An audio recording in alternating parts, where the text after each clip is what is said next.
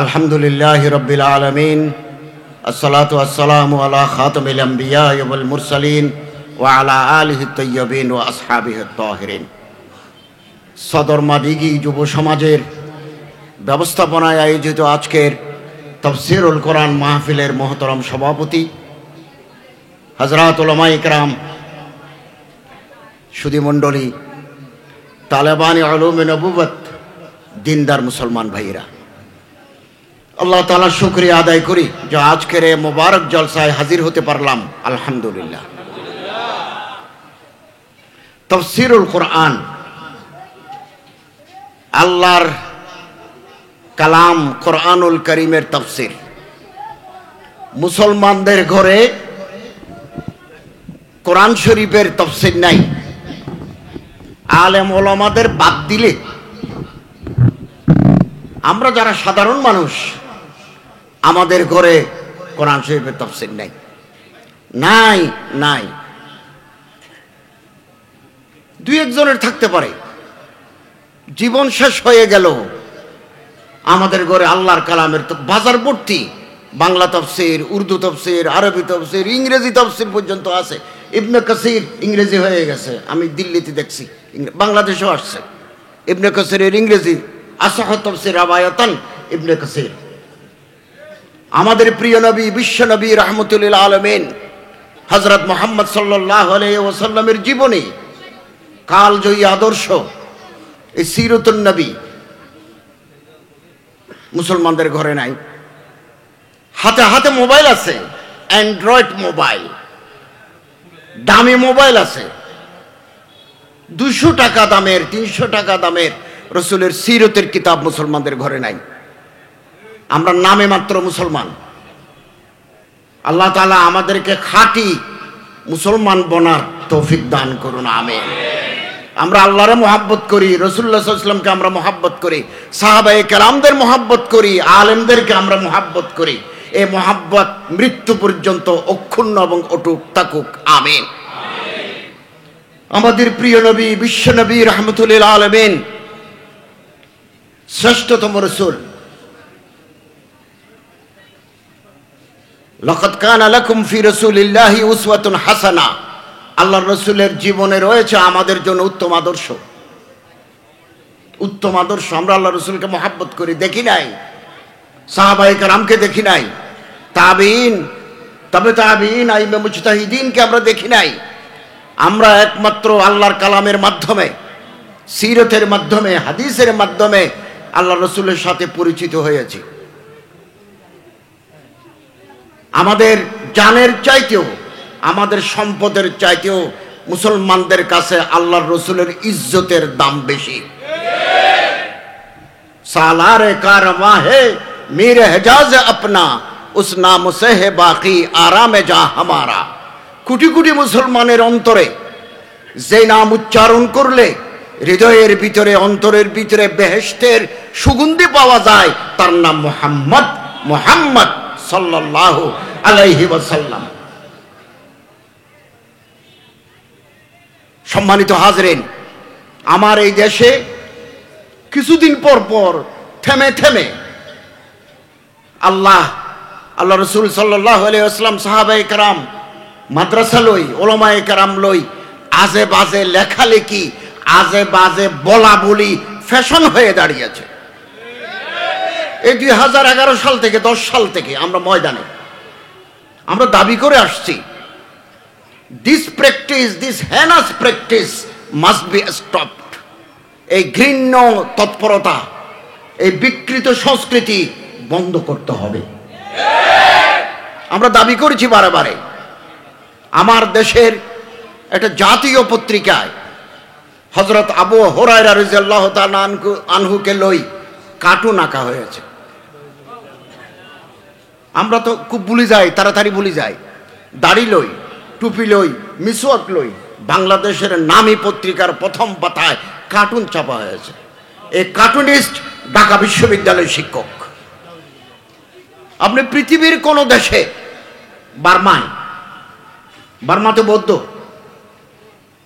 সেখানকার পত্রিকা, সেখানকার বুদ্ধিজীবী, বৌদ্ধ ধর্মের ভিক্ষু মহাতেরো বৌদ্ধ ধর্মের ধর্মীয় নেতালয় আজে বাজে মন্তব্য করে না। পার্শ্ববর্তী দেশ ভারত, ওখানে ব্রাহ্মণ লই, পুরোহিত লই, মন্দির লই কোনো ধরনের বেয়াদবিপূর্ণ আচরণ তারা করে না। শ্রীলঙ্কায় করে না। আমার দেশে ফ্যাশন হয়ে দাঁড়িয়েছে। এক শ্রেণীর মতলববাজ, কায়েমি স্বার্থবাদী এদেশের শান্তি, সমৃদ্ধি, সম্প্রীতি, স্থিতিশীলতা নষ্ট করার জন্য তারা চক্রান্ত চালিয়ে আসছে। এবং তারা বসে নাই, কিছুদিন পর পর উত্তেজনা তৈরি করে তারা এদেশের তৌহিদি জনতাকে মাঠে নামতে তারা বাধ্য করে।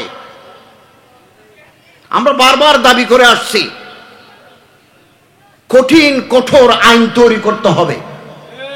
ব্রিটিশ আমলে যে আইন আছে 2 বছর সাজা, আইসিটি ল 2013, তথ্য প্রযুক্তি আইন 2013, এটা আবার অ্যামেন্ডমেন্ট হয়ে এখন আবার ডিজিটাল সিকিউরিটি আইন, সাজা বেশি নাই।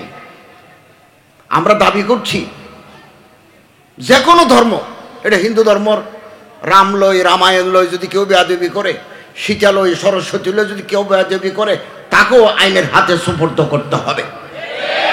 বৌদ্ধ ধর্মের গৌতম বুদ্ধ লই অথবা ত্রিপিটক লই যদি কেউ বেয়াদবি করে, কটাক্ষ করে, তাকেও বিচারের আওতায় আনতে হবে। খ্রিস্টান ধর্মের হযরত ঈসা আলাইহিস ইসলাম, ঈসা আলাইহিস ইসলামের বাবা নাই, মরিয়ম আলাইহিস ইসলামের স্বামী নাই, কেউ যদি আজে বাজে কথা বলে, আমরা মনে করি তাকেও বিচারের আওতায় আনি কঠিন কঠোর শাস্তি তাকে দিতে হবে। দুর্ভাগ্য, এরকম কঠিন আইন হচ্ছে না বলেই বারবার এই দেশে রক্ত ঝরছে।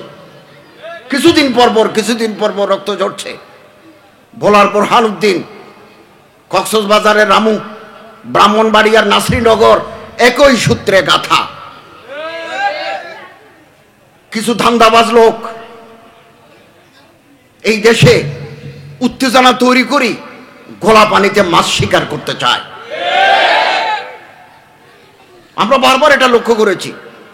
এই দেশ আবহমান কাল ধরে, 1000 বছর ধরে এই দেশে বিভিন্ন জাতিগোষ্ঠীর অধিবাস। এখানে মুসলমান আছে, হিন্দু আছে, বৌদ্ধ আছে, খ্রিস্টান আছে, পাহাড়ি আছে, আদিবাসী আছে, জেলে আছে, কামার আছে, কুমার আছে, তাঁতি আছে, নানা ধর্মের, নানা বর্ণের। তাদের ভিতরে পারস্পরিক মহব্বত আছে। এই রাস্তার এই পারে মুসলমান, এই পারে বৌদ্ধ, রাস্তার ওই পারে হিন্দু, এই পারে মুসলমান। একই সাথে তারা বাজার করে, একই সাথে স্কুল কলেজে যায়, একই সাথে মার্কেটে যায়। তাদের বিয়ে হলে তারা এখানে দেখতে আসে, ওদের বিয়ে হলে তারা ওখানে দেখতে যায়।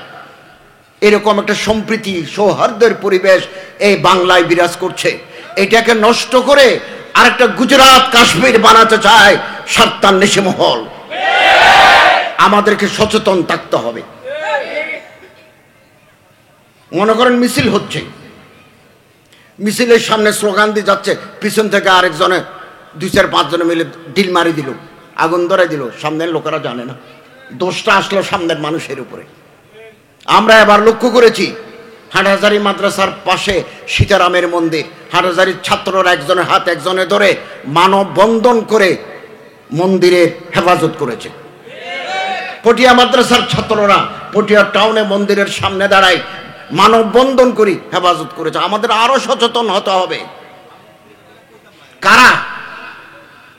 নবী করিম সাল্লাল্লাহু আলাইহি ওয়াসাল্লাম মদিনায় 10 বছর ছিলেন, দেশের রাষ্ট্রপ্রধান রাসূলুল্লাহ সাল্লাল্লাহু আলাইহি ওয়াসাল্লাম। ওখানে ছিল বনু কায়নুকা ইহুদি, বনু নজির ইহুদি, বনু কুরাইজা ইহুদি, খ্রিস্টানরা ছিল। এদের সাথে হযরত চুক্তি করেছেন যে যার যার ধর্ম তারা পালন করবে। ইবনে হিশামে আছে, সিরাত ইবনে হিশামে আছে, যার যার ধর্ম তারা পালন করবে। এই রাষ্ট্র সবার। কেউ যদি বিদেশি কোনো শত্রু যদি এই রাষ্ট্রের উপর হামলা চালায়, আমরা ধর্ম বর্ণ নির্বিশেষে সবাই শত্রুর বিরুদ্ধে আমরা মোকাবেলা করব। খরচ নিজেরা বহন করব। কেউ যদি কোনো অপরাধ করি থাকে, খুলে দেখেন না ইবনে হিশাম, সিরাত ইবনে হিশাম, সিরাত ইবনে ইসহাক। কেউ যদি কোনো অপরাধ করি থাকে, ব্যক্তির অপরাধ, সম্প্রদায় দায়ী নয়। এখন কেউ যদি কোনো অপরাধ করি থাকে আমরা তার 14 গোষ্ঠীর ঘরবাড়ি জ্বালাই দিই। এটা রাসূলের তালিম নয়। বুরহানুদ্দিনে যে ঘটনা ঘটেছে, আইডি হ্যাক, আমরা দাবি জানাচ্ছি এমন প্রযুক্তি তাড়াতাড়ি বের করো একজনের আইডি যাতে আরেকজনে হ্যাক করতে না পারে। ঘরে যেমন চোর ঢুকে, ফেসবুকের ভিতরে চোরের নাম হ্যাকার। হ্যাকার হ্যাকিং করি আমার আর থাকে না, আরেকজনে ওখানে ইউজ করে, এগুলো আছে। আজকে প্রথম আলোতে দেখলাম মাননীয় স্বরাষ্ট্রমন্ত্রী বলেছেন, আমি তাকে ধন্যবাদ জানাই, যে আমরা সিঙ্গাপুরে, এশিয়া প্রশান্ত মহাসাগরীয় এলাকার হেডকোয়ার্টার হচ্ছে ফেসবুকের সিঙ্গাপুর, মালয়েশিয়ার পাশে।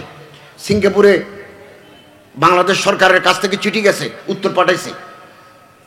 আপনি আপনার ঘরের ভিতরে বসে মোবাইলে যদি ল্যাংটা মেয়ে দেখেন, এক আল্লাহ জানে, আপনি জানেন, ফেসবুক ওয়ালা জানেন, আর কেউ জানে না।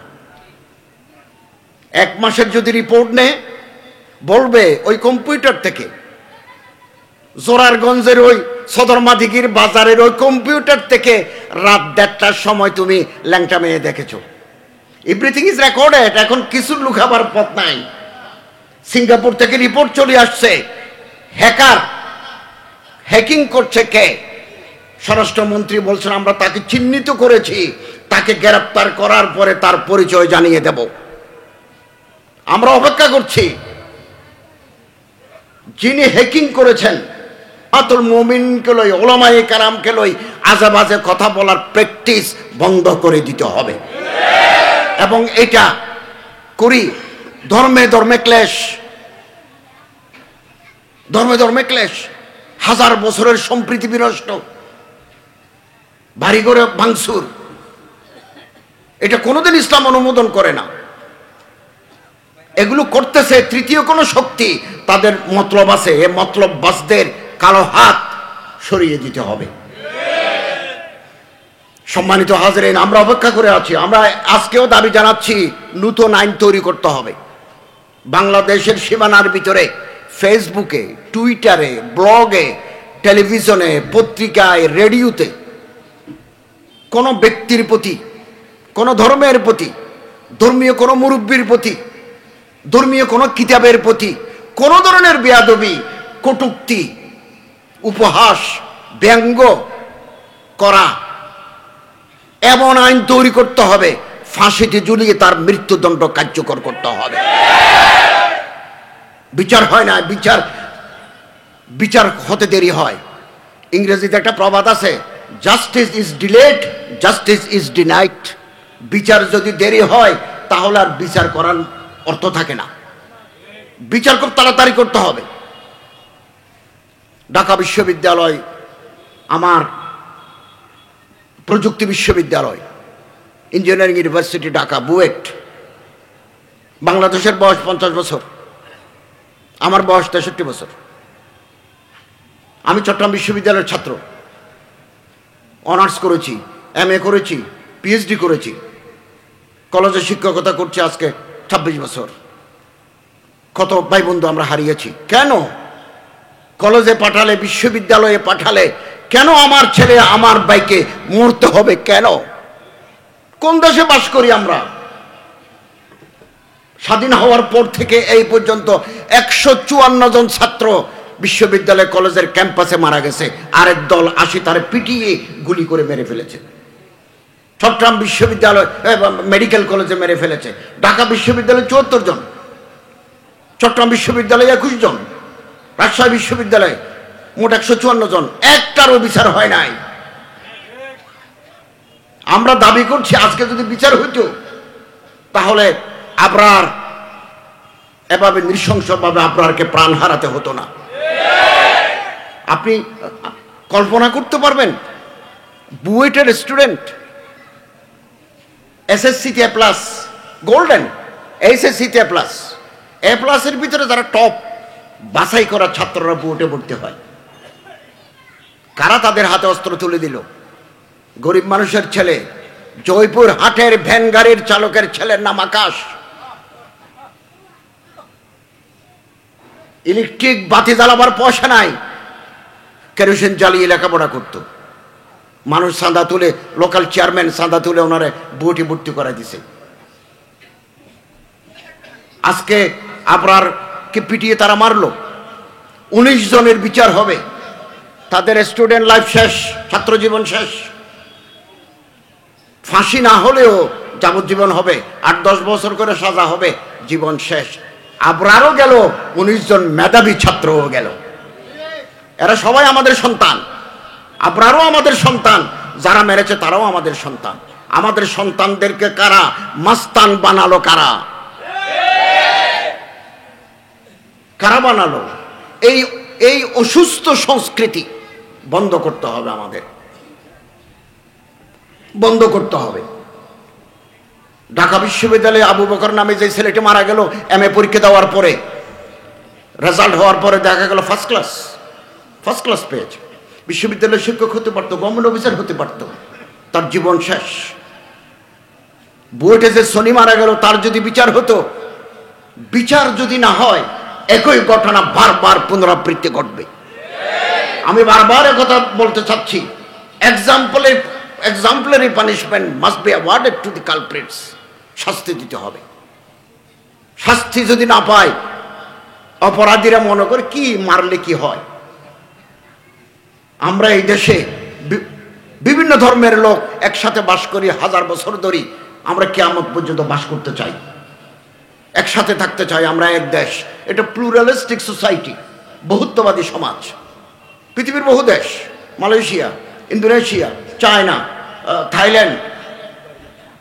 আমি মালয়েশিয়াতে দেখছি, এই পাশে সিনাদের মন্দির, পূর্ব পাশে মুসলমানদের মসজিদ, কোনো অসুবিধা নাই, প্রত্যেকে তার তার ধর্ম পালন করে, কোনো অসুবিধা নাই। এটা বহুত্ববাদী সমাজ। যারা এই বহুত্ববাদী সমাজে ফাটল ধরাতে চায়, কুমতলব চরিতার্থ করতে চায়, তাদেরকে আইনের আওতায় আনি সাজা দিতে হবে। এটাই আমাদের দাবি। না হলে বারবার এরকম ঘটনা ঘটবে, কিছুদিন পর পর।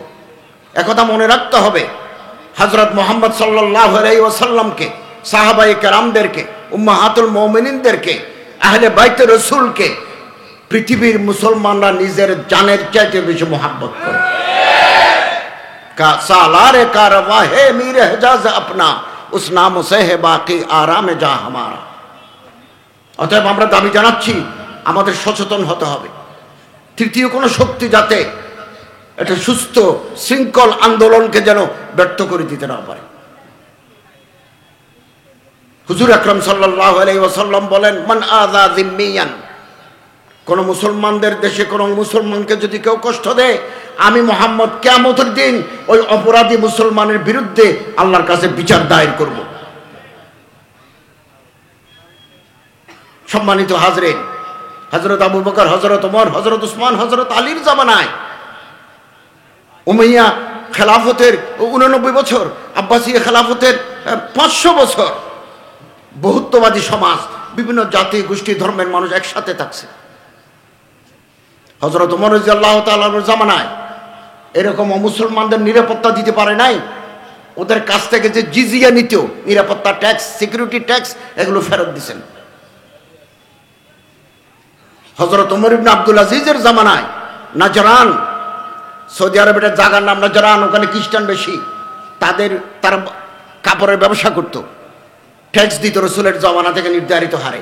তারা বলল, এখন তো বাজার মন্দা, যে হারে ট্যাক্স নির্ধারিত আছে ওইটা দিলে আমাদের কোনো লাভ না থাকবে না, এটা কমাই দেন। ওমর ইবনে আব্দুল আজিজ সেটা বিবেচনা করে কমাই দিলেন। অতএব মুসলমানদের অন্তর বড় করতে হবে।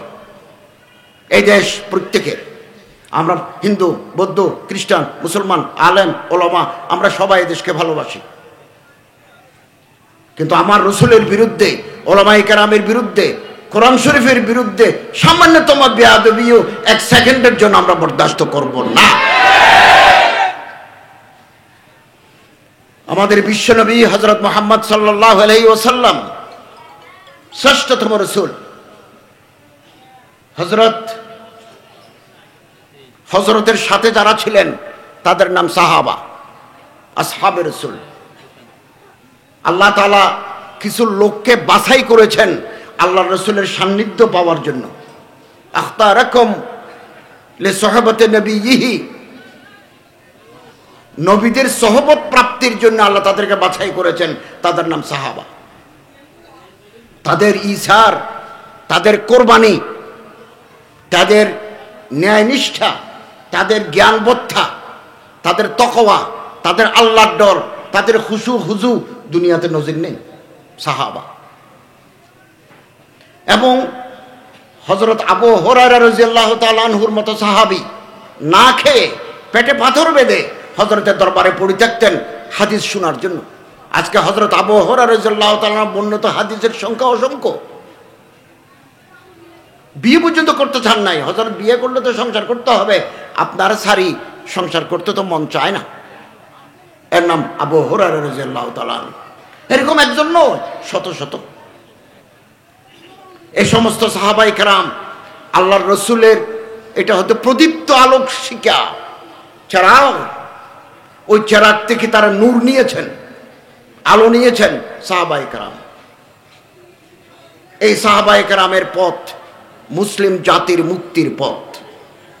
নবী করিম সাল্লাল্লাহু আলাইহি ওয়াসাল্লাম বলেন, মা আনা আলাইহি ওয়া আসহাবি, আমার তরিকা এবং আমার সাহাবাদের তরিকা হচ্ছে হক তরিকা, মেয়ারে হক। আমার তরিকা মা আনা আলাইহি ওয়া আসহাবি, আমার সাহাবাদের তরিকা।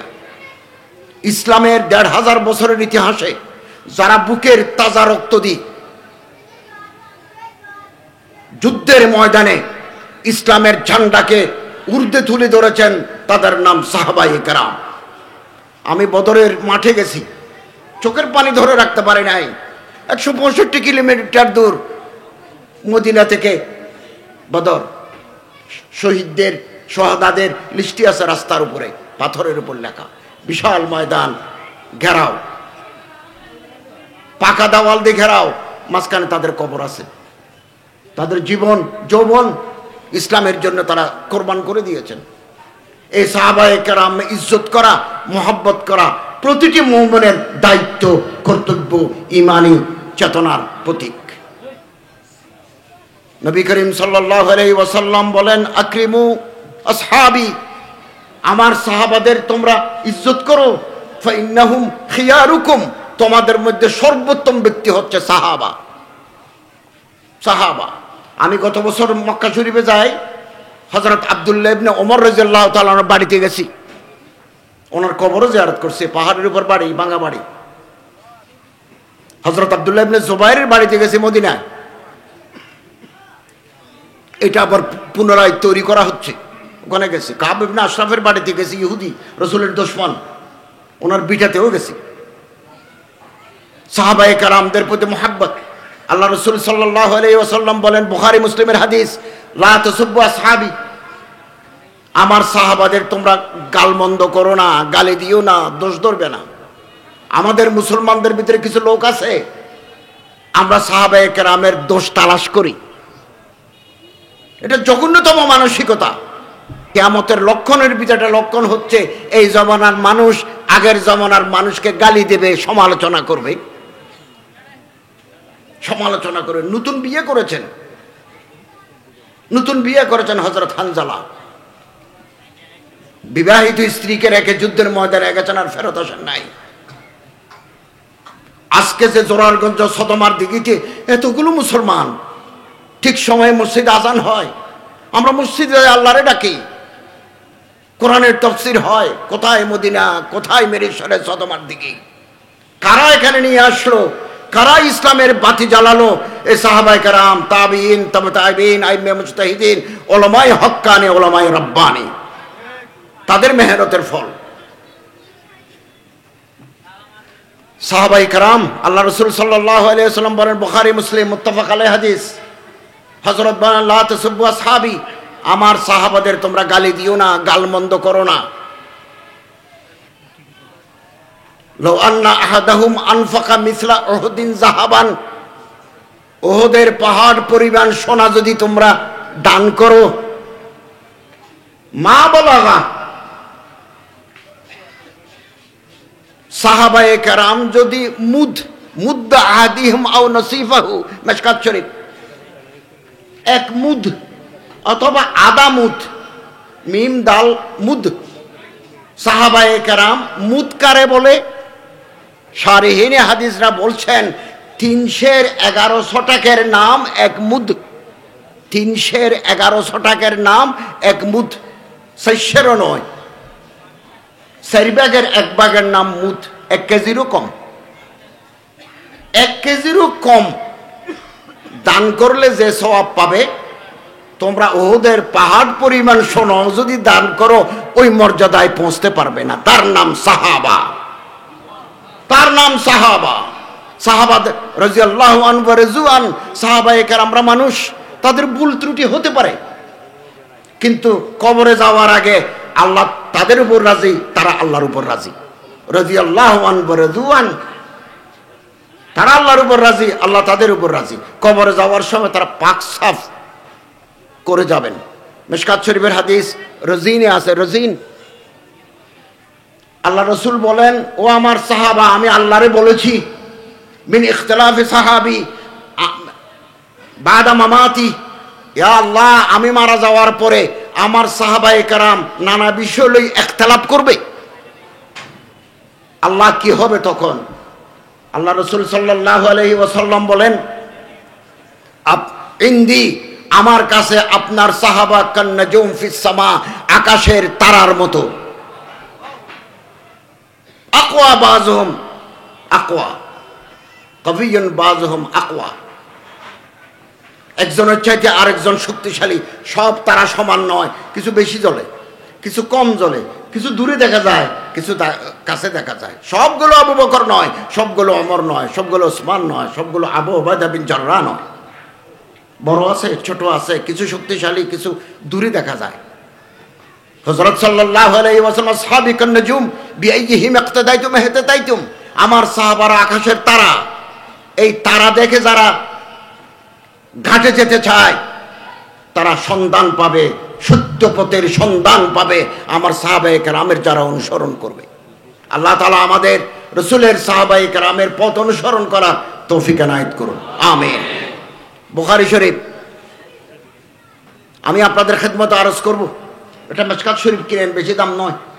রিয়াজুস সালিহিন কিনেন, হাদিসের কিতাব, বেশি দাম নয়। কত টাকা খরচ করি, মোবাইলের পিছনে কত টাকা খরচ করি। আজকে কিনবো মিশকাত শরীফ, আজকে কিনবো রিয়াজুস সালিহিন ইমাম নববীর, একটা কোরআন শরীফের তাফসীর কিনবো, মারিফুল কোরআন কিনবো, ইবনে কাসির কিনবো, আরো কত তাফসীর আছে, খুব ভালো তাফসীর, 4 খন্ড।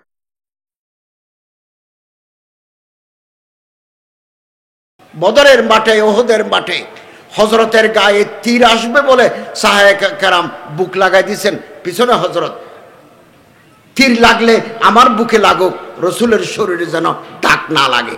তার নাম সাহাবা, আসহাবে রসুল। এই জামানায় তো রসুল নাই, তবে রসুলের নামুস, রসুলের ইজ্জতের উপর যদি কোনো ধরনের আঘাত আসে, আমরা ঘরে বসে থাকতে পারি না। এটা সাহাবায়ে কেরামদের তালিম। একজন বিখ্যাত সাহাবীর নাম হযরত আবু উবাইদা বিন জাররাহ,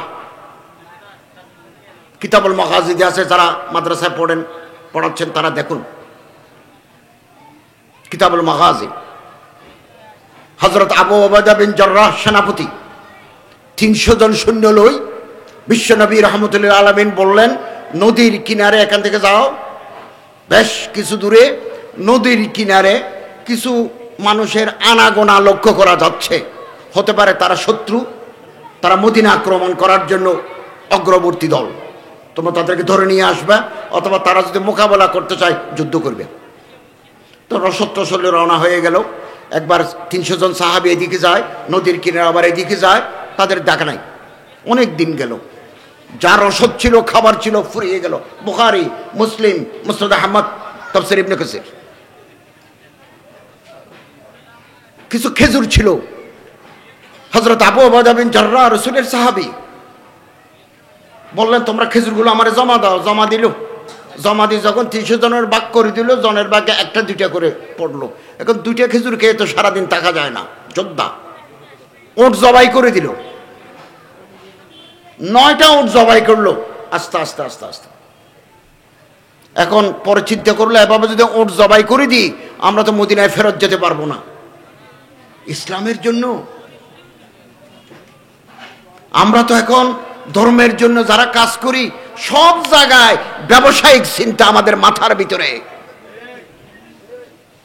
আমি হুজুর বেতনের জন্য চাকরি করি, আমি ওয়াইএস দর করি, ময়দানে যাই। It has become a type of business.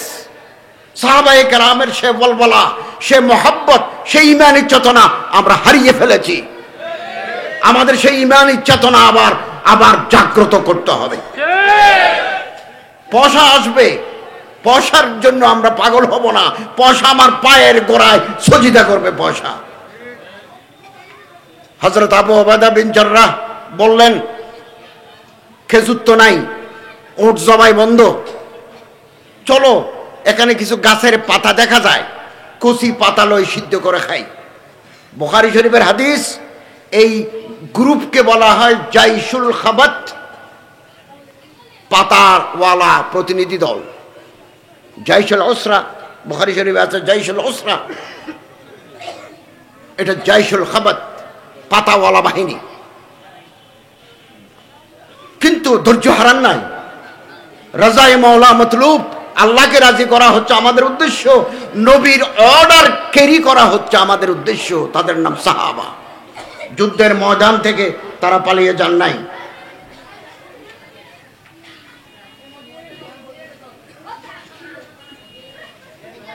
আলোচনা হওয়া দরকার। সম্মানিত হাজরিন, নদীর কিনারে যাই দেখে ফইজা হুতুন কাজ্জারিব, জরিব মানে ঠেলে, ইংরেজিতে বলা হয় হিলক। হিল মানে পর্বত, হিল পাহাড়, ছোট পাহাড়কে বলা হয়, ডিবিকে বলা হয় হিলক, HILLOC কে। আরবিতে বলা হয় জরিব, জরাবা, টিলা। টিলার মতো নদীর কিনারে একটা কি দেখা যাচ্ছে। বুখারী শরীফ। হযরত আবু উবাইদা বিন জাররাহ বলেন, দেখো এখানে কি দেখা যাচ্ছে। নদীর কিনারায় গেল, দেখা গেল বিরাট এক মাছ, টিলার মতো উঁচু। কান টান মুখ টুক পরীক্ষা করে দেখলাম তাজা, পচে নাই, এইমাত্র মারা গেছে। তখন তারা এটা কাটি সিদ্ধ করি খাওয়া শুরু করলো। সামানিয়া আশারাতা লাইলাতান, 18 দিন 300 মানুষে খেয়েছে। কত বড় মাছ! 18 দিন 300 মানুষের 3 বেলা খাবার। বড় মাছ হওয়ার কারণে মাছের তেল আছে। সাহাবায়ে কেরাম বলেন, আমরা তেল শরীরে মালিশ করলাম। মাছের তেলের ভিতরে আছে ভিটামিন ডি, ই, এগুলো মালিশ করলো। এবং খাওয়ার পরেও দেখা গেল প্রচুর মাছ রয়ে গেছে। তারা এগুলো কাটি কাটি রোদে শুকাইলো, তারা বানিয়ে ফেললো শুটকি। এগুলো বন্ধ করে স্টক করে রাখলো। মাছের যে বুকের হাড়, পাঁজরের হাড়, হযরত আবু উবাইদা বিন জাররাহ হাড় লই বালির ভিতরে এভাবে সোজা করে দাঁড় করাইলেন, এদিকে একটা মাঝখানে একটা। এরপরে বললেন, ওটের পিঠে সওয়ার হও, এর গেটের ভিতর দিয়ে যাও। গেটের ভিতর দিয়ে গেল, মাথা হাড্ডির সাথে লাগে নাই। তাহলে কত বড় মাছ, মাছের পাঁজরের হাড্ডি। বুখারী শরীফ। তারা বললেন, আমরা কিছু মাছ, শুকনা মাছ মদিনায় নিয়ে গেছিলাম। ফালাম্মা কাদিমনা ইলাল মদিনা ফাযাকারনা বির-রাসূল সাল্লাল্লাহু আলাইহি ওয়াসাল্লাম, আমরা যখন মদিনায় ফেরত গেলাম, আমরা আল্লাহ রসুলকে ঘটনা খুলে বললাম। হযরত বলেন, তোমরা এতদিন কি করলে? বলল, শত্রুর দেখা হয় নাই, আসছিল বোধহয় পালিয়ে গেছে, বা আমাদের দেখি তারা সরে গেছে। তবে হযরত এই ব্যাপার, কিছুদিন খেজুর খেয়েছি, কিছুদিন গাছের পাতা খেয়েছি, কিছুদিন ওটের গোশত খেয়েছি, এরপরে নদীর কিনারে একটা মাছ পেয়েছি। এরকম লাম নারা মিসলাহু কত্তু, হুজুর এইরকম মাছ যাকে লোকেরা বলে আম্বর টাইপের মাছ, হুজুর আমরা জীবনে এত বড় মাছ দেখি নাই। ক্বালা রাসূলুল্লাহ সাল্লাল্লাহু আলাইহি ওয়াসাল্লাম আখরাজাহুল্লাহ, আল্লাহ তাআলা তোমাদের জন্য এটা রিজিক দিবেন আসমান থেকে। আতিমুনা, তোমাদের হাতে যদি কিছু থাকে আমারও দাও, আমি একটু খেয়ে দেখি, এটা আল্লাহ তাআলার দেওয়া রিজিক। ফাকালাহু নবী সাল্লাল্লাহু আলাইহি ওয়াসাল্লাম, আল্লাহ রসুল নিজেও ওই মাছ খেয়েছেন। সুবহানাল্লাহ। আজকেও যদি সাহাবায়ে কেরামদের সেই ঈমান, সেই চেতনা, সেই আমল, সেই তাকওয়া, সেই তাজকিয়া যদি এই জামানায়ও আসতে পারি, আল্লাহ তাআলা গায়বী মদত করবেন, বিন্দুমাত্র সন্দেহ নাই। আল্লামা ইকবাল বলেন, আজ भी जो हो इब्राहिमों का ईमा पैदा आग को कर सकती है अंदाजे गुलिस्ता पैदा। ইব্রাহিম আলাইহিস সালামের মতো ঈমানের পরিচয় যদি মুসলমানরা দিতে পারে, আল্লাহ নব্য নমরুদের আগুনকে ফুলের বাগান বানিয়ে দিবেন। আল্লাহর শক্তি কমে নাই, মুসলমানদের ঈমানি চেতনা কমে গেছে যে এক মুসলমান আরেক মুসলমানের বিরুদ্ধে, অমুকের এই দোষ, তমুকের ওই দোষ। দোষ তালাশ করি, গুণ তালাশ করি না। এই প্র্যাকটিস ছাড়িয়ে দিতে হবে। দুনিয়ার সমস্ত মুসলমান মায়ের পেটের ভাইয়ের মতো। কুল্লু মুসলিম আখুল মুসলিম ইন্নামাল মুমিনুনা ইখওয়া। আফ্রিকার কোন মুসলমান যদি দুঃখে পড়ে, বাংলার মুসলমানের কলিজার ভিতরে রক্ত ঝরে।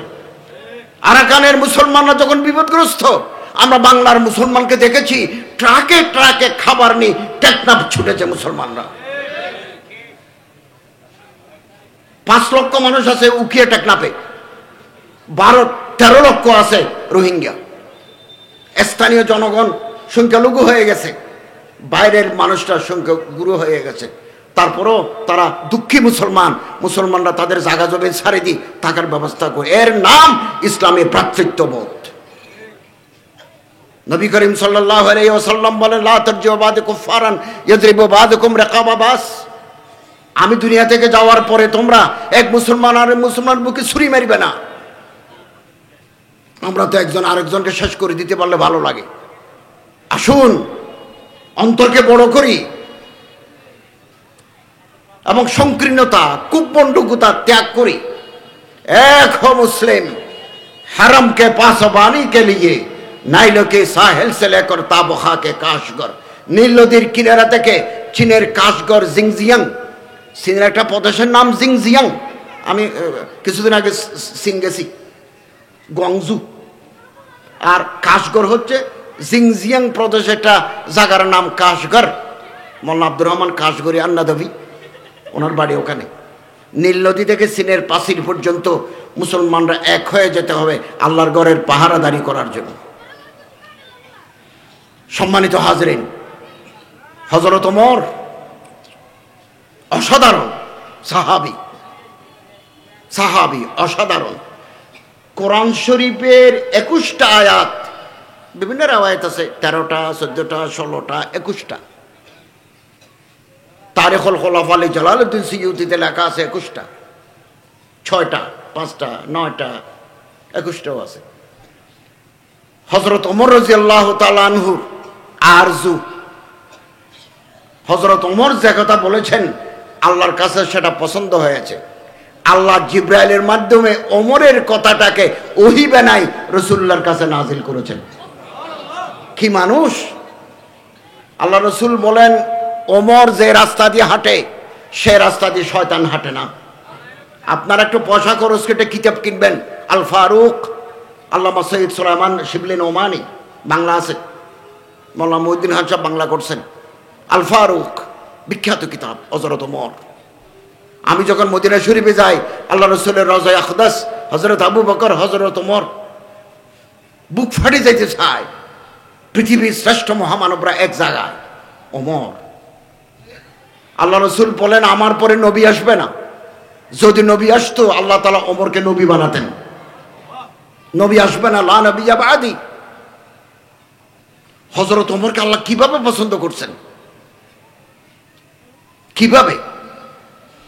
আপনারা যারা উমরা করেছেন, হজ করেছেন, কাবা শরীফ তওয়াফ করতে হয়।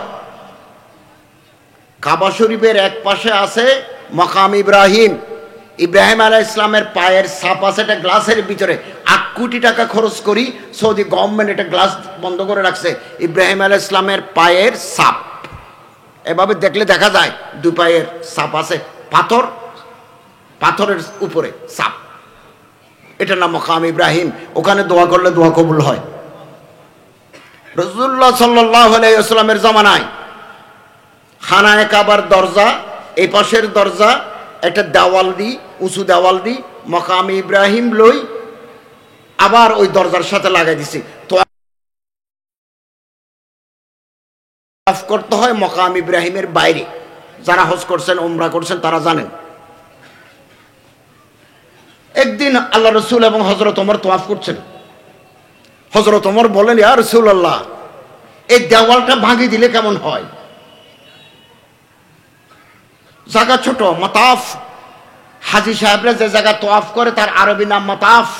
মাতাফ ছোট, সংকীর্ণ, অনেক দূর দিয়ে ঘুরতে হয়।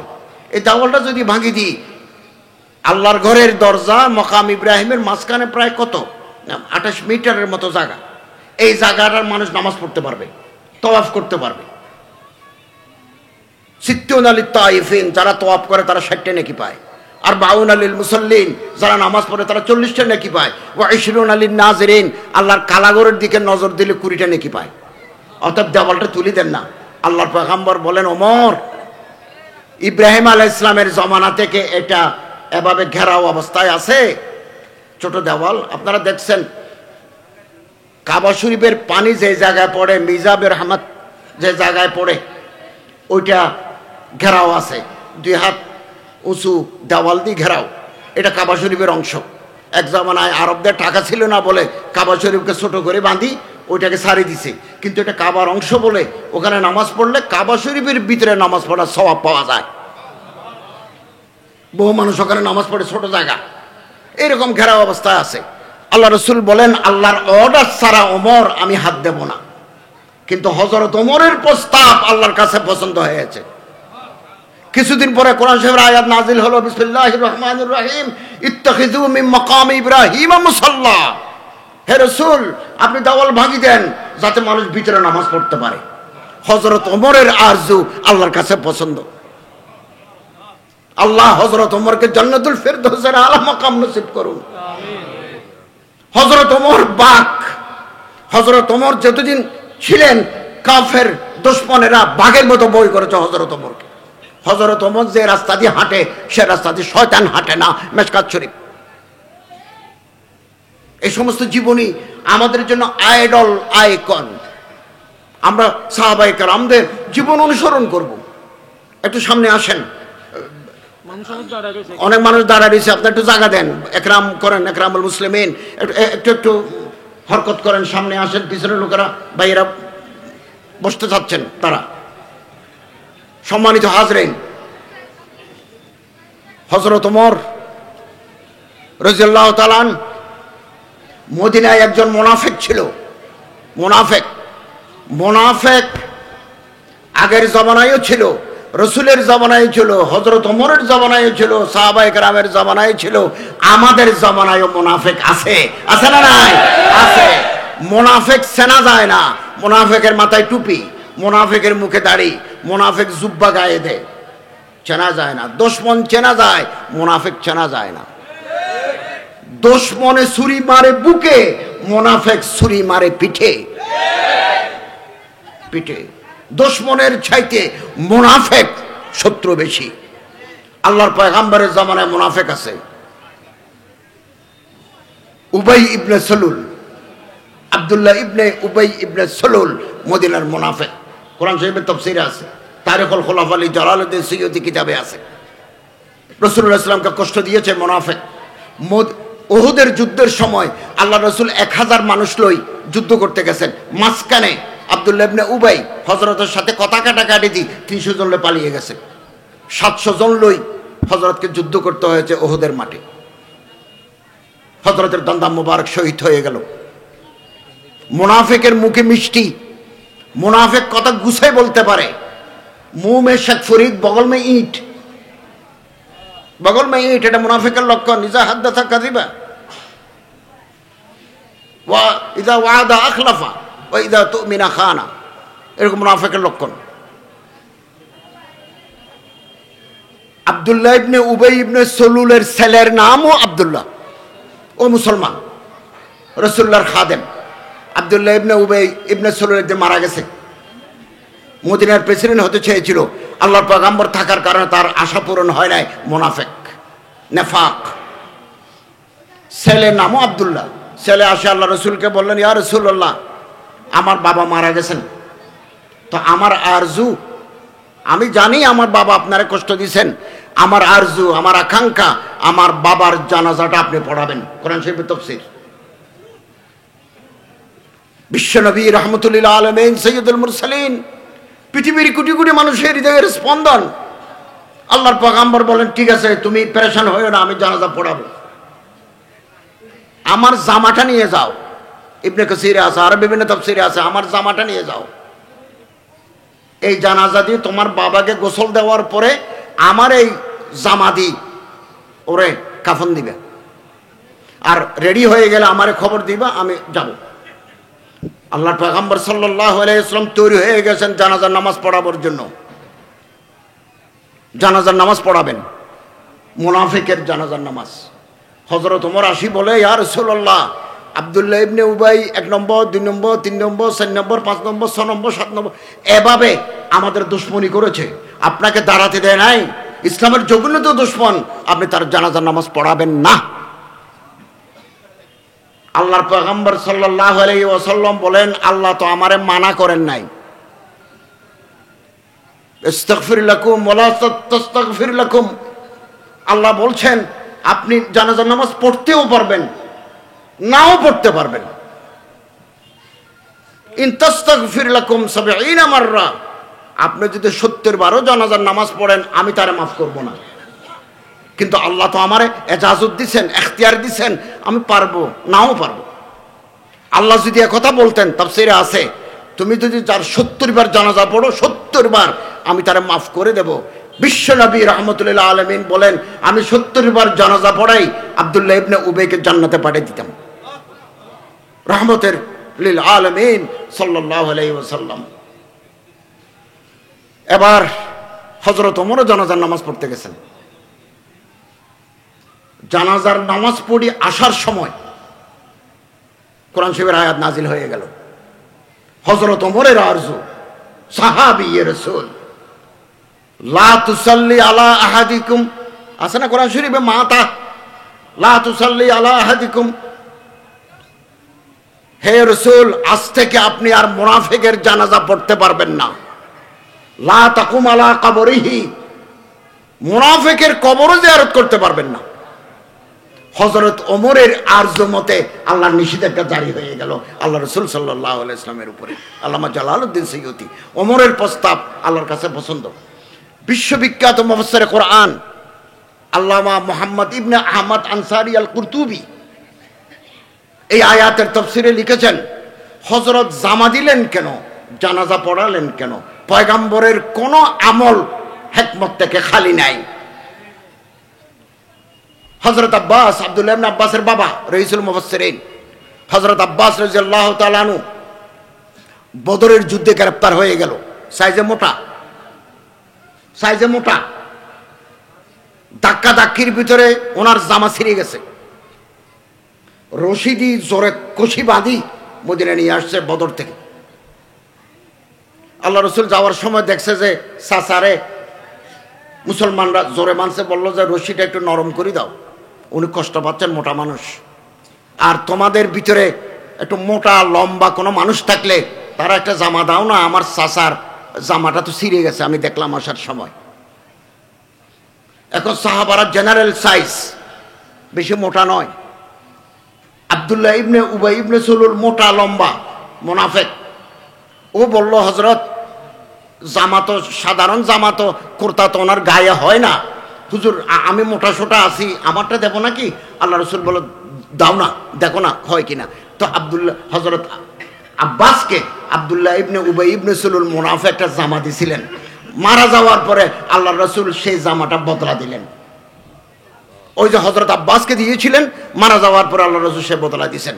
তাফসীরে কুরতুবীতে আছে, আব্দুল্লাহ ইবনে উবাই ইবনে সুলুল মুনাফিক, মদিনার বিপুল সংখ্যক মুনাফিক ছিল হযরতের জামানায়, আমাদের জামানায়ও মুনাফিক আছে, হযরতের জামানায়ও ছিল। এই মুনাফিকদের চিহ্নিত করতে হবে আমাদের, বাংলাদেশে মুনাফিকদের চিহ্নিত করতে হবে। এরা দ্বীনের দুশমন, এরা ইসলামের দুশমন, এরা আমার দেশের দুশমন, দেশের স্বাধীনতা সার্বভৌমত্বের দুশমন। বাংলার মীর জাফর, দাক্ষিণাত্যের মীর সাদেক, স্পেনে আমর ইবনে হাফসুন মুসলমানদের কপালে কালিমা লিপ্ত করে দিয়েছে, কালিমা লিপ্ত করে দিয়েছে। হাজার হাজার আব্দুল্লাহ ইবনে উবাই ইবনে সুলুলের অনুসারী দেখলো যে আল্লাহ রসুল নামাজে ইমামতি করছেন, তখন তারা তা বলা বলি করতে লাগলো, আমরা তো হযরত মুহাম্মদ সাল্লাল্লাহু আলাইহি ওয়াসাল্লামের বিরোধিতা করেছি সারা জীবন, এবং আমাদের নেতা আব্দুল্লাহ ইবনে উবাই এখন তো দেখছি যে আল্লাহর পয়গম্বরের অন্তরের ভিতরে কোনো হাসদ নাই, তিনি ওনার জানাজা পড়াতে আসছেন, নিজের জামাতি কাফনের কাপড় দিছেন, আসলে ইনি পয়গম্বরের বরহক, উনি যে আল্লাহ রসুল, কোনো সন্দেহ নাই, চলো ওনার হাতে আজকে মুসলমান হয়ে যায়। ওই জানাজার ময়দানে 3000 মুনাফিক হযরতের হাতে ঈমান আনি মুসলমান হয়ে গেল। একজন মুনাফিকের জানাজার নামাজ পড়াই 3000 মানুষকে মুসলমান বানিয়ে দিল। হযরত ওমরের ফারসাইটেডনেস, দূরদৃষ্টি কি অসাধারণ, অসাধারণ।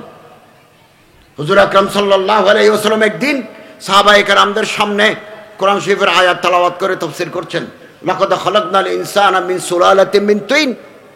আল্লাহ তাআলা মানুষকে মাটির রস থেকে তৈরি করেছেন, সুলালাতুম মিন তিন, নির্যাস থেকে। The very essence of soil I have created the man folk. আমি মানব জাতিকে তৈরি করেছি মাটির রস থেকে। একথা বলার সাথে সাথে আল্লাহ হযরত ওমর বলেন, ফাতাবারাকাল্লাহু আহসানুল খালিকিন, কি সুন্দর সৃষ্টি আল্লাহ করেছেন, সে আল্লাহর প্রশংসা। এটা ওমরের কথা, মুহূর্তে আরশে পৌঁছে গেছে। জিবরাইলের মাধ্যমে হযরত ওমরের কথাটাকে আল্লাহ তেলাওয়াত করি, জিবরাইলের মাধ্যমে রাসূলুল্লাহর সিনার উপর নাজিল করে দিয়েছেন। ফাতাবারাকাল্লাহু আহসানুল খালিকিন, ওমরের কথা আল্লাহ নিজের জবান দিয়ে বাইর করি কোরআনের আয়াত বানিয়ে দিয়েছেন। আপনি কোরআন শরীফের তাফসীর খুলে দেখেন, কি মহামানব ওমর ফারুক রাদিয়াল্লাহু তাআলা। রমজান মাস গেছে, আসতেছে সামনে, এপ্রিলের 24 তারিখ 23 তারিখ আমরা আল্লাহ তাআলা সহি সালামত রাখলে আমরা আবার রোজা থাকবো। রমজান শরীফে প্রথম জমানায় যখন রোজা ফরজ হয়, রোজা ফরজ হয়েছে মদিনায়, যাকাত ফরজ হয়েছে মদিনায়, তখন নিয়ম ছিল আউয়ালিন ফরজ। পুরো রমজান মাস দিনের বেলা ভাত পানি বন্ধ, তামাক খাওয়া বন্ধ, রাতের বেলা খাবার চলবে। স্বামী স্ত্রী আলাদা বিছানা করে থাকতে হবে, দিনের বেলায়ও রাতেও। পুরো রমজান মাসের জন্য জামের বিছানা আলাদা, বউয়ের বিছানা আলাদা। কোরআন শরীফের তাফসীর। হযরত ওমর রাদিয়াল্লাহু তাআলা আনহু একদিন মদিনার মসজিদে তারাবি নামাজ আদায় করি ঘরে গেছেন, বউয়ের কামরায় গেছেন, বউয়ের কামরা জামের কামরা আলাদা। রমজান মাস, ঈদের চাঁদ দেখা গেলে আবার দুইজন এক বিছানায় আসবে। বউর সাথে কথা বলতে বলতে ঘুম আসি গেছে, রমজান মাস তো, এই ঘুমের ভিতরে জামাই বউয়ের মিলন হয়ে গেছে। শেষ রাতে উঠি, গোসল করি, পাক সাফ হই, নামাজ দোয়া পড়ি, সেহরি টেগরি খাই, মদিনা শরীফে নামাজ পড়তে গেছে।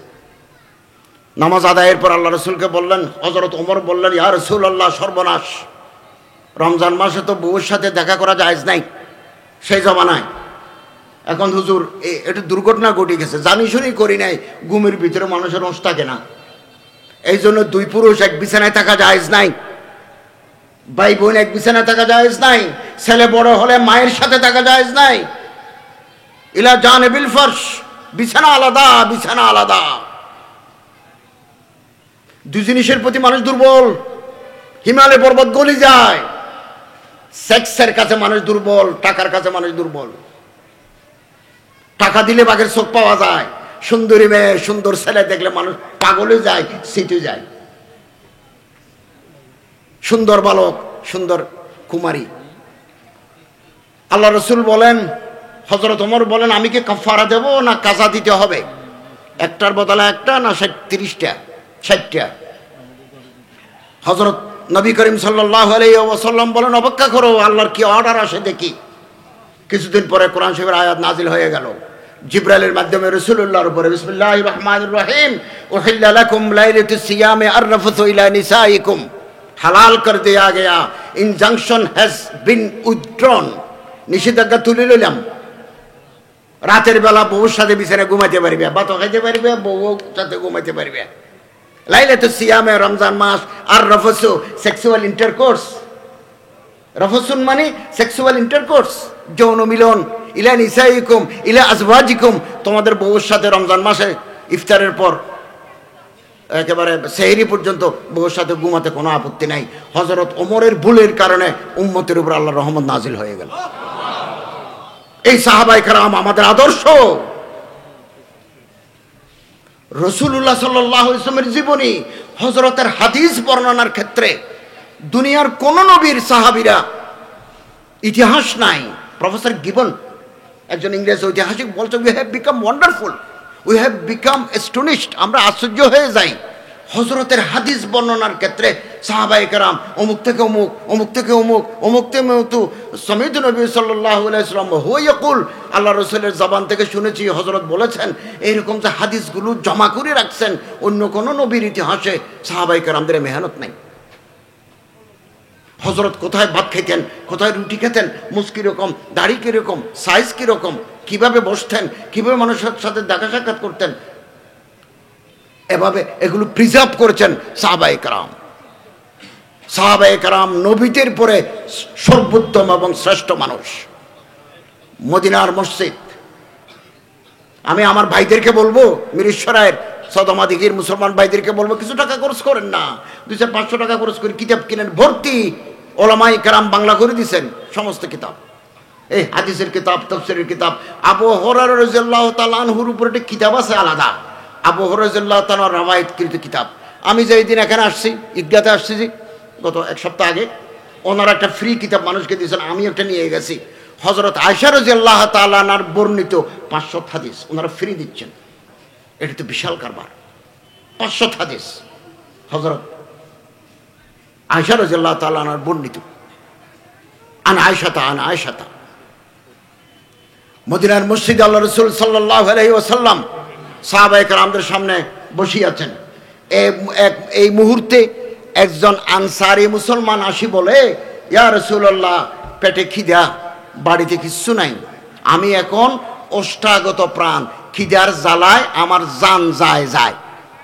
হুজুর, আপনি মদিনার প্রেসিডেন্ট, আল্লাহ রাসূল, আমার কিছু খাবার ব্যবস্থা করে দেন না। আনসারী, মদিনা থেকে মক্কা আসছেন যে, আনসারী না মুহাজির, মদিনার স্থায়ী বাসিন্দা। আনসার, মুহাজির না, আনসার, মদিনার লোকাল মানুষ। হযরত বিবিদের কাছে খবর পাঠাইলেন যে কিছু খাবার থাকলে পাঠাও। তারা বলল না, দেওয়ার মতো খাবার নাই। হযরত সামনে যারা আছেন তাদেরকে বললেন, আমার এই মেহমান, এটা নবীর মেহমান, তোমরা মেহমানি, উর্দুতে বলে মেহমানি, বাংলায় বলে মেহমানদারি। এই মানুষটা রসুলের মেহমানকে মেহমানদারি করার জন্য তোমরা কেউ আসো নাকি? অনেকেই আছেন। এক গরিব সাহাবী, রসুলের সহবত ইয়াফতা, পরশপ্রাপ্ত, হযরতকে যারা ধরেছে তারা সোনা বনি গেছে, আলোকিত হয়ে গেছে হৃদয়।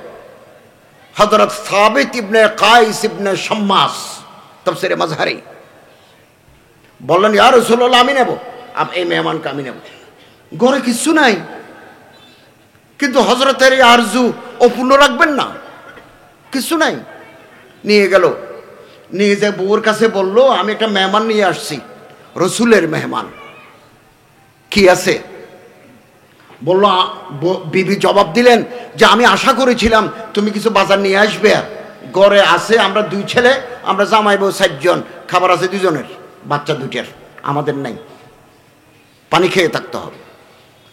তখন হযরত সাবিত ইবনে কাইস ইবনে শাম্মাস বলেন, এক কাজ করো, বাচ্চাদেরকে মাথায় পিঠে হাত বুলাই ঘুমাওয়ার ব্যবস্থা করে দাও, কাল সকালে আমি খাবারের ব্যবস্থা করব। এই 2 বাচ্চার খাবারে মেহমানকে দাও, তুমি রুটি রেডি করো, সবজি টবজি যা আছে এগুলো গরম দাও। দিল। জামাইবু পরামর্শ করলো কি করা যায়, মেহমান আবার মেজবান ছাড়া খায় না, রসুলের সুন্নত মেহমানের সাথে বসা।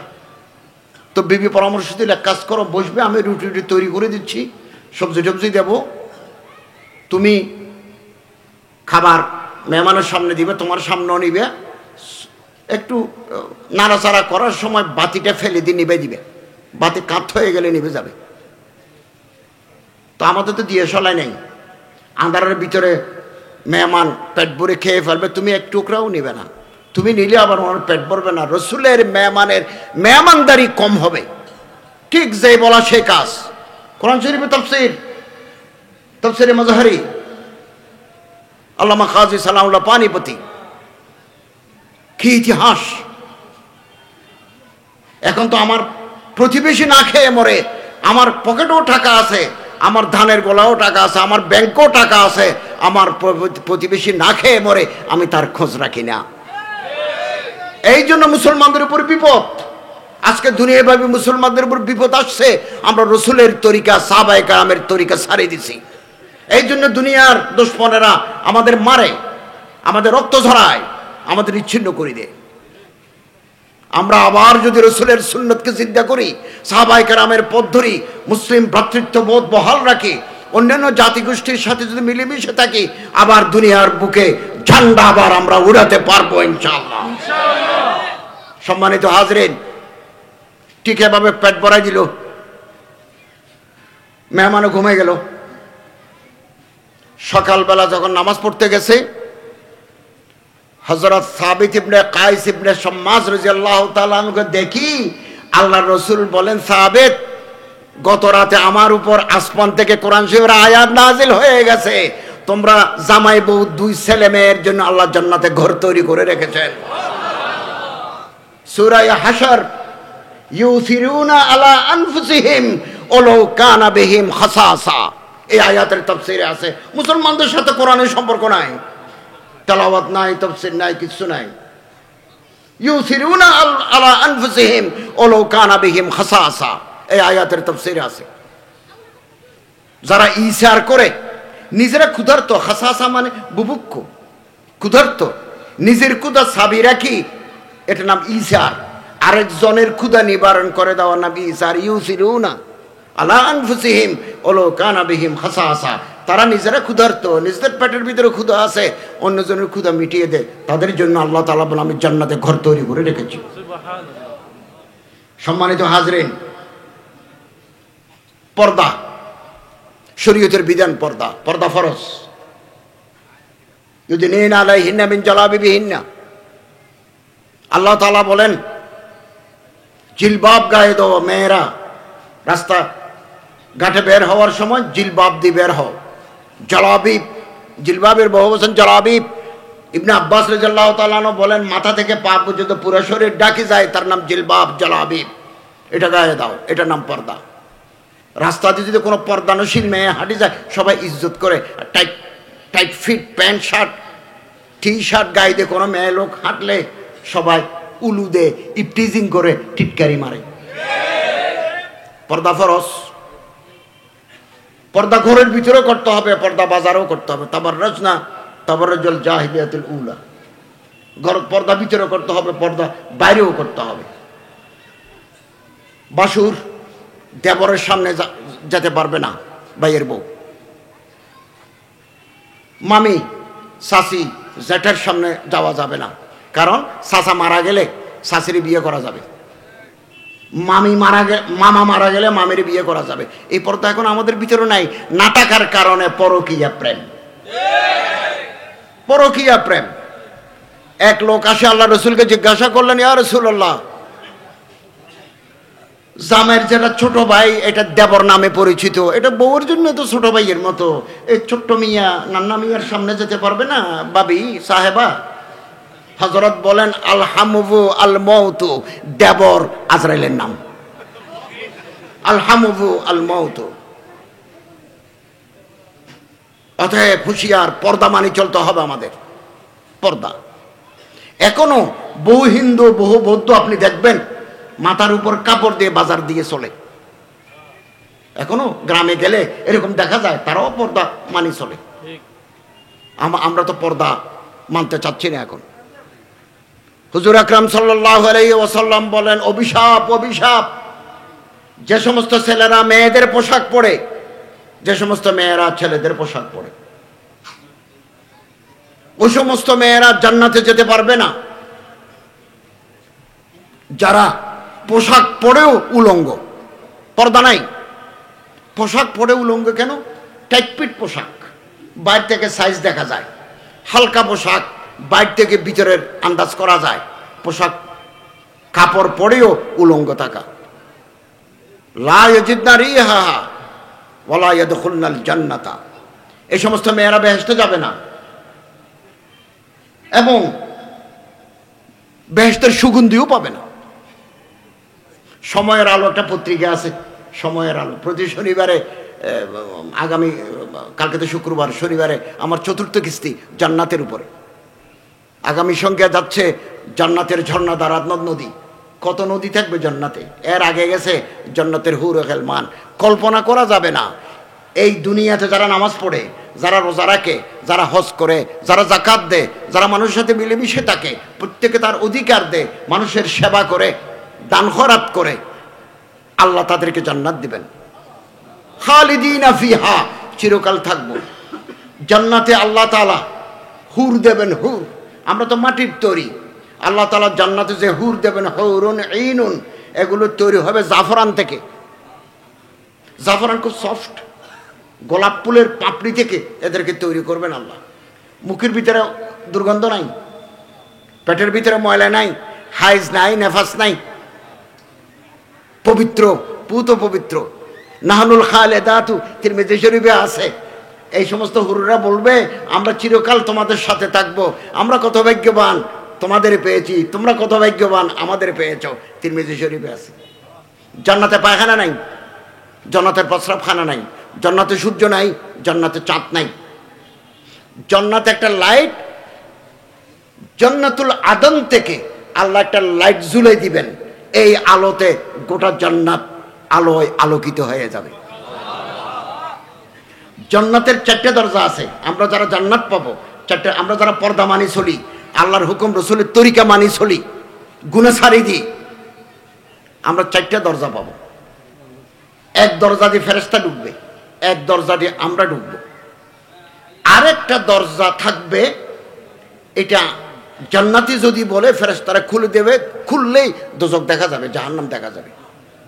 আরেকটা দরজা বন্ধ থাকবে, ইচ্ছা হলে খুলে দেওয়া যাবে, খুললে ওই রাস্তা দিয়ে দারুস সালাম যাই, আল্লাহর দিদার নসিব হবে। আমরা দোয়া করি, আমরা যারা সারা জীবন আল্লাহর ইবাদত করেছি, আল্লাহ আমাদের তওবা কবুল করি, আমাদের গুনাহগুলোকে আল্লাহ সওয়াবে পরিণত করে দিবেন এবং আমাদেরকে জান্নাতুল ফেরদৌসের আলা মাকাম নসিব করবেন। বুখারী শরীফের হাদিস। জান্নাত তৈরি করা আছে, জান্নাত তৈরি করবেন নয়, জান্নাত has already been built up, তৈরি করা আছে। কোথায়? উপরে। ইনদাহা জান্নাতুল মাওয়া। হযরত ওমর রাদিয়াল্লাহু তাআলা আনহু বলেন, আল্লাহ রাসূল সাল্লাল্লাহু আলাইহি একদিন মদিনার মসজিদে ওয়াজ করছেন। হযরত ওমর আছে, আবু বকর আছে, ওসমান আছে, আলী আছে। এই প্রসঙ্গে বলেন যে আমি জান্নাতে গেছি। বুখারী শরীফে আছে স্বপ্ন দেখলাম আমি জান্নাতে গেছি। নবীর স্বপ্ন ওহী। নবীর স্বপ্ন কি? ওহী। নবীদের রসুলদের চোখ ঘুমায়, কলিজা ঘুমায় না। অল কলবে ইয়াকজান, কলব জিন্দা। হযরত ওমর বলেন আমি জান্নাতে গেছি, জিবরাইল এবং ফেরেশতারা আমারে গলি গলি দেখায়, এটা হাউজে কৌসর। তো হাউজে কৌসরের কাছে যাই। হাউজে কৌসর 5,60,000 কিলোমিটার গভীর, 70,000 ফারসাখ। ফারসাখ আরবি 70,000 ফারসাখ, 5,60,000 কিলোমিটার গভীর। এবং ইলা থেকে সানআ, জর্দান থেকে ইয়েমেন পর্যন্ত এত লম্বা দিকের নাম ইন্না আতায়নাকাল কাউসার। কাউসার। হযরত বলেন আমি জিজ্ঞাসা করলাম জিবরাইলকে, এটা কি? বলে এটা ইন্না আতায়নাকা, এটা আল্লাহ আপনারা দিয়েছেন কাউসার। হযরত বলেন আমি একটু পানি ধরি দেখলাম, খুব মিষ্টি, খুব মজা পানি। ওমর রাদিয়াল্লাহু তাআলা আনহু বলেন, আল্লাহ রাসূল সাল্লাল্লাহু আলাইহি ওয়াসাল্লাম বলেন, জান্নাতের গলির ভিতরে আমি হাঁটছি, জান্নাতের ভিতরে। অসংখ্য রাজপ্রাসাদ, কাসরুন কুসুরুন আমি দেখলাম। নামাজীদের জন্য, রোজাদারদের জন্য, যারা দান খরাত করে তাদের জন্য, নেক আমল করে, সৎকর্ম করে তাদের জন্য আল্লাহ স্বর্গ তৈরি করেছেন। জারিয়াতুন ফুলের বাগান, এটা রাজপ্রাসাদ। মিনাজ জামাররাত ওয়াজ জাবারজাত ওয়াল ইয়াকুত, নীলকান্তমণি, সোনার চাইতে দামি পাথরের নাম নীলকান্তমণি। ইয়াকুত, জাবারজাত গোমেদ পাথর, নখ পরিমাণ গোমেদ পাথরের দাম 20,000 টাকা। একটা ইট, নিচের ইট ইয়াকুতের, উপরের ইট গোমেদ পাথরের, মাঝখানে যে আমার এখানে বাংলা দুনিয়া যে সিমেন্ট দেয় ইটের, দুই ইটকে ধরে রাখার জন্য, জান্নাতের দুই ইটের মাঝখানে থাকবে কস্তুরি, মিস্ক কস্তুরি, কস্তুরি থাকবে সুগন্ধময়। এরকম একটা বাড়ি দেখলাম। হযরত ওমর বসা, বুখারী শরীফের হাদিস। আল্লাহ রাসূল বলেন, আমি জিব্রাইলকে জিজ্ঞাসা করলাম, ওয়া ইমরাতুন তাতাওয়াজ্জাহ, আমি জিব্রাইলকে জিজ্ঞাসা করলাম, লিমান হাযাল কাসার, এ রাজবাড়ি কার? জান্নাতের বিভিন্ন বাড়ি দেখেছি, এত জমকালো, এত স্প্লেন্ডিড, এত সুন্দর, সাখত বুনিয়াত বানাওয়াট, এত সুন্দর বাড়ি তো আর দেখি নাই। লিমান হাযাল কাসার, আল্লাহ এই রাজবাড়ি কার জন্য তৈরি করেছেন? ক্বালু, ফেরেশতারা জবাব দিল, লি ওমর ইবনুল খাত্তাব, হযরত ওমরের জন্য তৈরি করেছেন। এবং সামনে যে মেয়েটা ওযু করতেছে, এটা কে? বলে এটা হযরত ওমরের বিবি, ইমরাতুন তাতাওয়াজ্জা, ওযু করতেছে। হযরত বলেন, মুদবিরুন, আমি একটু পিছনে চলে আসলাম, কারণ তুমি কড়া লোক, তুমি যদি আবার কিছু মনে করো, হুজুর আমার বউ আছে ওযু করতেছে, আপনি ওখানে কেন দাঁড়াইলেন? ফাআরাদতু আন আদখুলাহু ওয়া আনজুরা ইলাই, আমার মনের ভিতরে একটা আরজু জাগলো, আকাঙ্ক্ষা জাগলো। বাইরে এত সুন্দর, ভিতরে drawing room, bedroom, master bed, kitchen, ড্রাইভারের room, waiting room, guest room, ভিতরে তো দোতলা বাড়ি, ভিতরে কি আছে? ভিতরে ঢুকি দেখার জন্য আমার মন আকুপাকু করলো। ফাযাকারতু গায়রাতাকা, তুমি কড়া মানুষ, তুমি আবার কিছু মনে করবে বলি একথা মনে পড়ার কারণে আমি পিছনে ফিরে চলে আসছি। হযরত ওমর সামনে বসা, হযরত ওমর চিৎকার মারি কাঁদি বলে, ইয়া রাসূলুল্লাহ আলাইকা আগারু, আমি কি কিছু মনে করতাম? আমি কিছু মনে করতাম না। জান্নাতে যদি আপনি আমার ঘরে ঢুকে সবগুলো তন্ন তন্ন করে দেখে আসতেন, আমি মনে করতাম রাসূলুল্লাহর কদম মোবারক পড়ছে আমার জান্নাতের ঘরে। বুখারী শরীফ, তাফসীর ইবনে কাসির। অতএব আমরা যারা এখানে ইবাদত করি, লাখ টাকা খরচ করে হজে যাই, উমরা করি, মসজিদ বাঁধি দিই, গরিব দুঃখী অভাবগ্রস্ত মানুষের পাশে দাঁড়াই, আমাদের জন্য আল্লাহ জান্নাতে ঘর তৈরি করে দিচ্ছেন। তাফসীরে ইমাম বাইহাকি। আজকাল তো এমন অবস্থা হয়েছে যে সমস্ত কিতাব আপনার কাছে হাজির। আপনি অ্যান্ড্রয়েড মোবাইলে, ল্যাপটপে, ডেস্কটপে পৃথিবীর সমস্ত কিতাব মোতালা করতে পারবেন। সিস্টেম আছে, অ্যাপস আছে। এমন এক জামানা গেছে, ইমাম বাইহাকি যিনি দালায়েল নবুওয়া লিখেছেন, মাদ্রাসার যারা হুজুর তারা বুঝবে। এমন এক জামানা গেছে, ইমাম বাইহাকি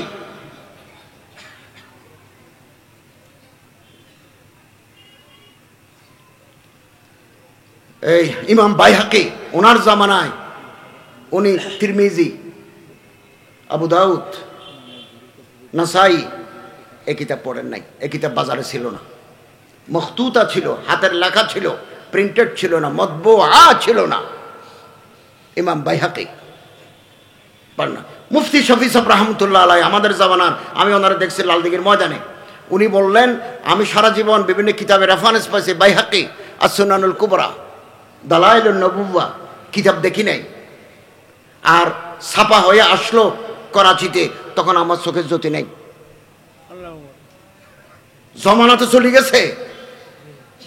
90টা টাকা ছিল না বলে হযরত ইমাম আহমদ ইবনে হাম্বল ইরানে যাই, হাদিস, একজন মুহাদ্দিসের কাছে হাদিস আছে, ওই হাদিসটা শিখতে পারেন নাই।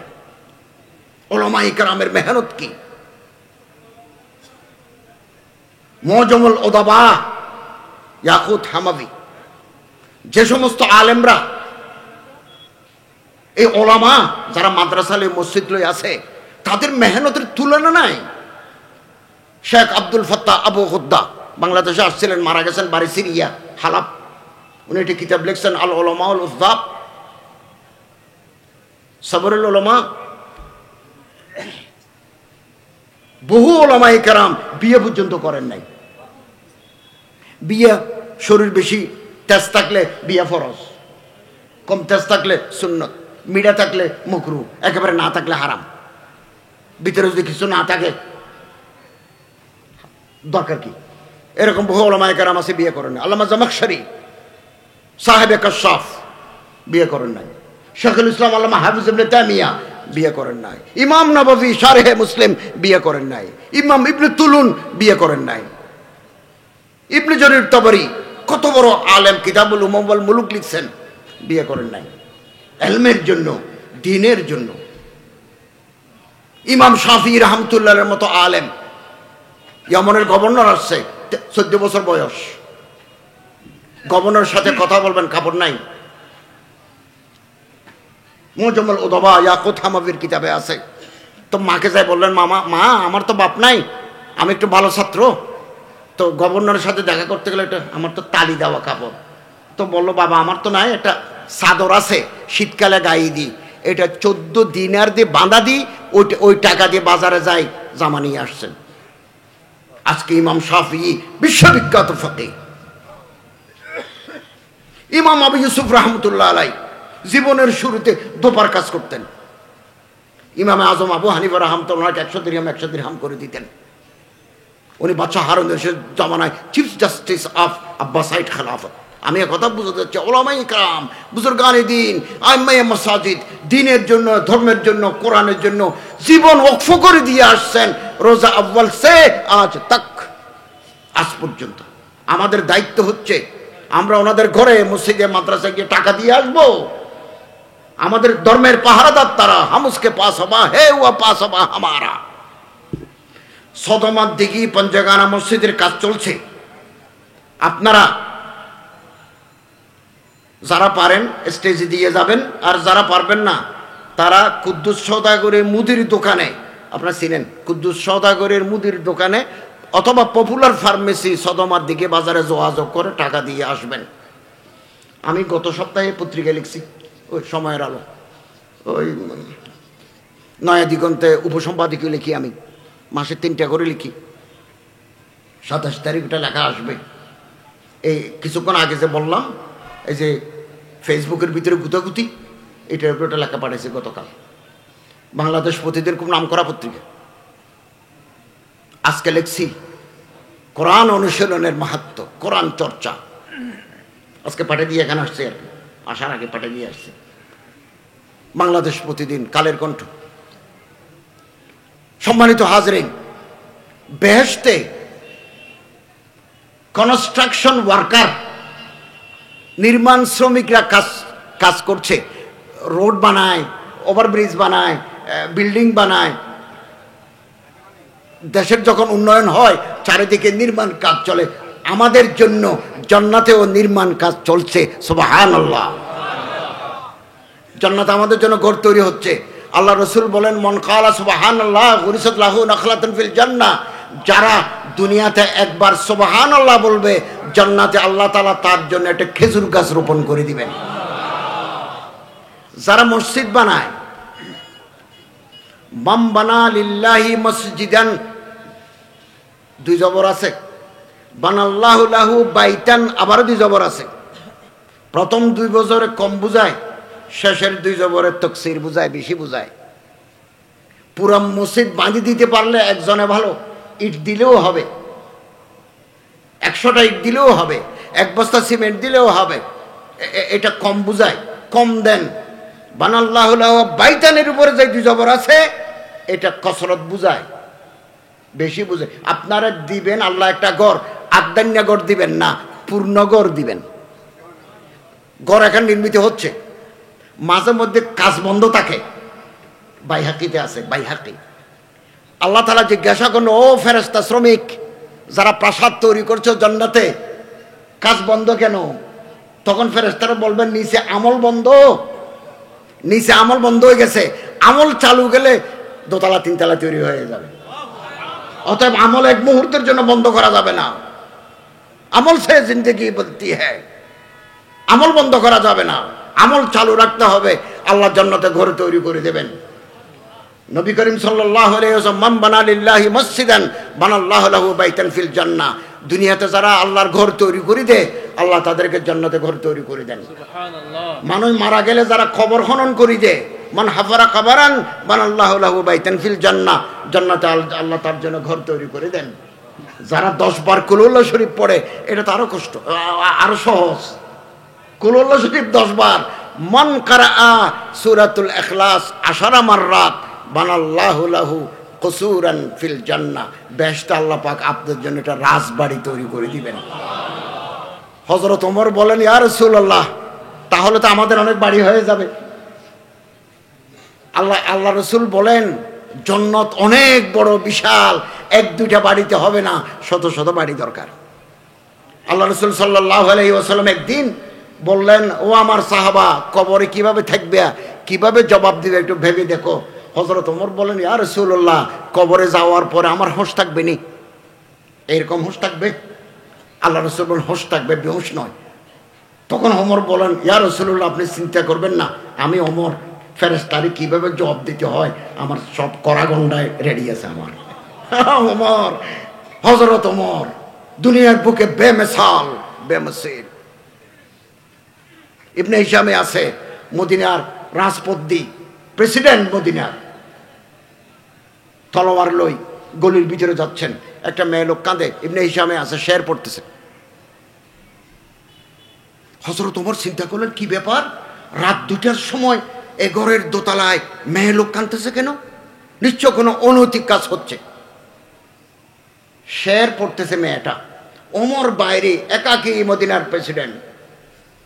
পৃথিবীর ইতিহাসে ওমরের শাসন বেনজির, বেমিসাল, বেমসিল। ওমরের শাসন। এই জন্য কাজী নজরুল ইসলাম বলেন, ওমর কবর ফাটিয়ে আবার উঠো, দুনিয়াতে নাফরমানি না ইনসাফি বাড়ি গেছে।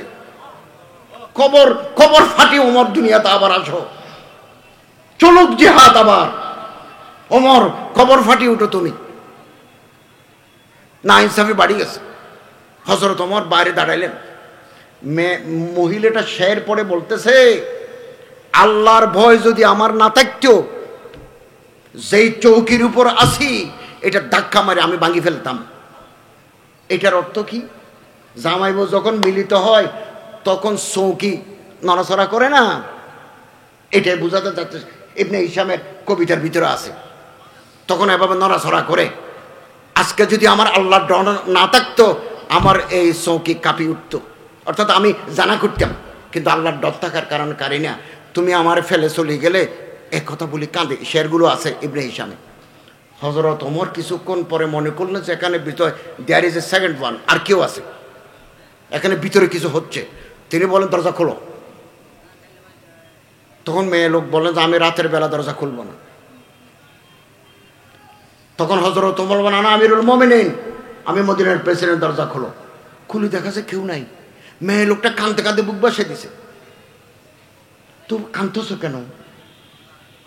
তখন এই যুবতী মেয়ে লোক বলে, আমার স্বামী আজকে 4 মাস 6 মাস যুদ্ধের ময়দানে গেছে, আমি নববিবাহিতা স্ত্রী, নবপরিণীতা বউ, আমার স্বামীর জন্য আমার দিল কাঁদে, আমি একা, আমি রাতে স্বামীর অভাব অনুভব করছি, এই জন্য আমি কাঁদতেছি।